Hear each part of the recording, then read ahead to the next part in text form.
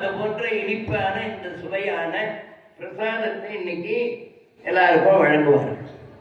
அப்படி வழங்குகின்ற இந்த பிரசாதத்தை ஒரு காலத்தில் ஆண்டாள் வேண்டுகிறாங்க. திருமாலிரும் சோலை கள்ளழகரிடத்திலே நாரும் அரும்பொழில் மாலிரும் சோலை நம்பிக்கை நான் 100 தடாவில் வெண்ணெய் வாய் நேர்ந்தேன். 100 தடாவில் வெண்ணெய் வாய் நேர்ந்தேன். 100 தடா நிறை அக்கார அடிசில் சொன்னேன்.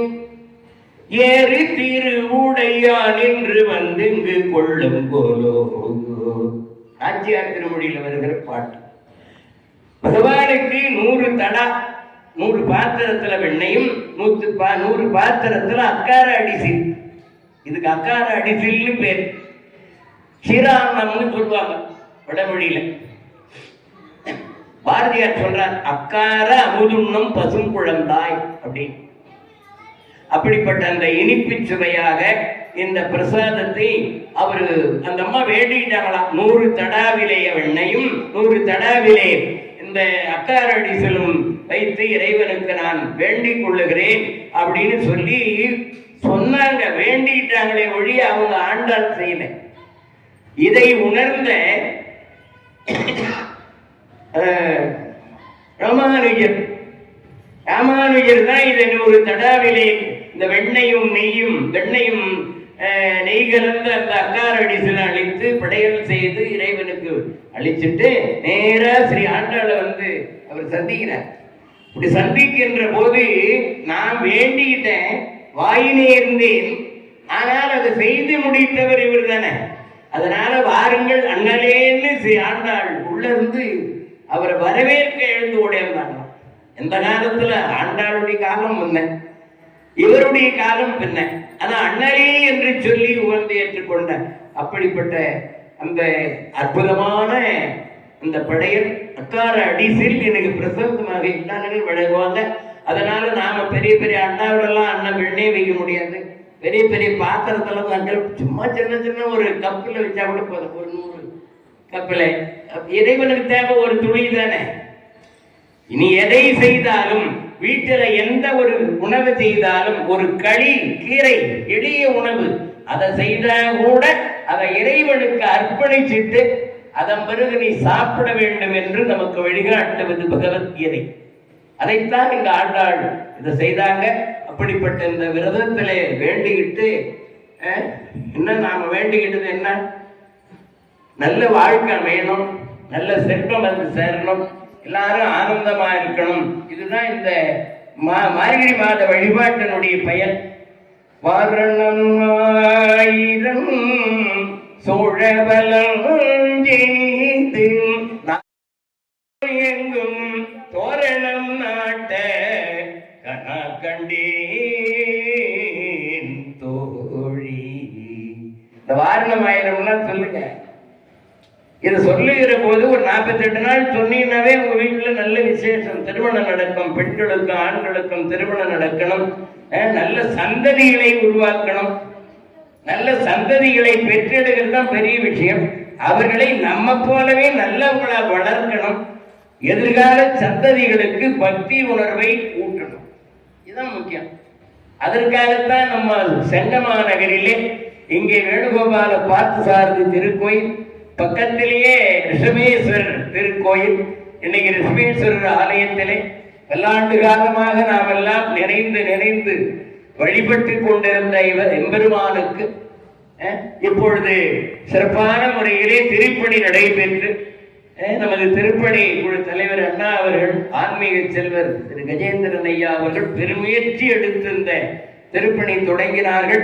இன்னைக்கு அரசாங்கம் அதை ஏற்றுக்கொண்டு அற்புதமாக அந்த திருப்பணிகள் மிக சிறப்பாக நடைபெற்று இன்னைக்கு நிறைவு பெற்று மிக பெரிய அளவில் இதுவரைக்கும் செங்கல் நகரம் கண்டிராத வகையில பிரம்மாண்டமான அந்த பந்தல் அமைப்பு பாருங்க.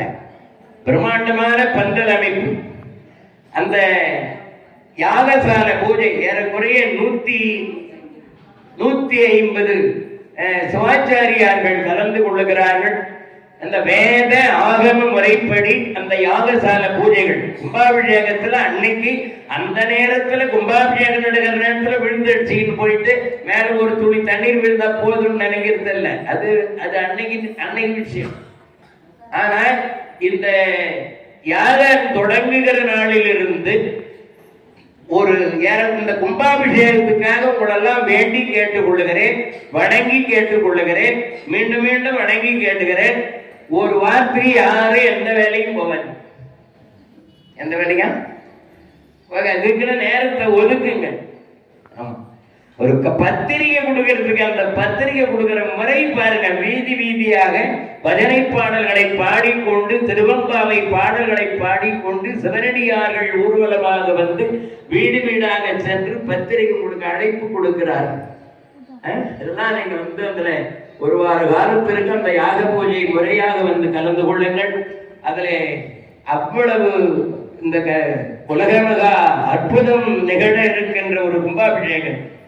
அதனால இந்த கும்பாபிஷேக விழாவிலே பல்லாயிரக்கணக்கான பேர் இங்கு வந்து கலந்து கொண்டு, அருளாளர்களும் புலவர்களும் அறிஞர்களும் எல்லாரும் கலந்து கொண்டு சிறப்பாக நடக்க வேண்டிய கும்பாபிஷேகத்தில் கலந்து கொண்டு சிறப்பிக்க வேண்டும். இது நமக்கு ஒரு பெரிய வாய்ப்பாக இந்த கும்பாபிஷேகம் நமக்கு பெரிய கண்ணுக்கும் மனசுக்கும் தெய்வ செவிக்கும் விருந்தாக கொள்ள வேண்டும் என்று இந்த இனிய நேரத்திலே உங்களுக்கு எல்லாம் வேண்டுதல் வைக்கின்றோம். இது ஒரு வேண்டுதல். எல்லாருக்கும் உங்களுக்கு நாங்க சொல்லித்தான் செய்யணும் கிடையாது. இறைவன் வந்து அவர் பறந்து நிறைந்து விரிந்து இறைந்து எங்கு இருக்கிறார்? இளவேனில் காலத்து புஷ்பங்களே, எங்கள் யமுனா நதி கண்ணன் நயனங்களே, இளவேனில் காலத்து புஷ்பங்களே,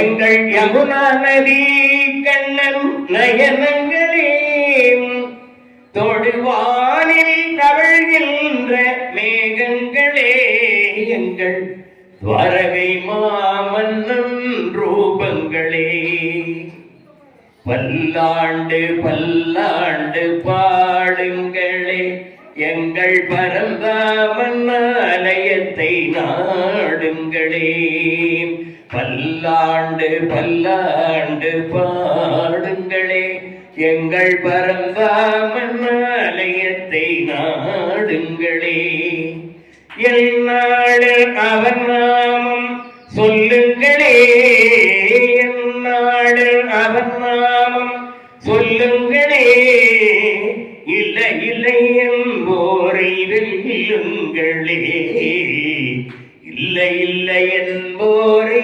வெல்லுங்கள்.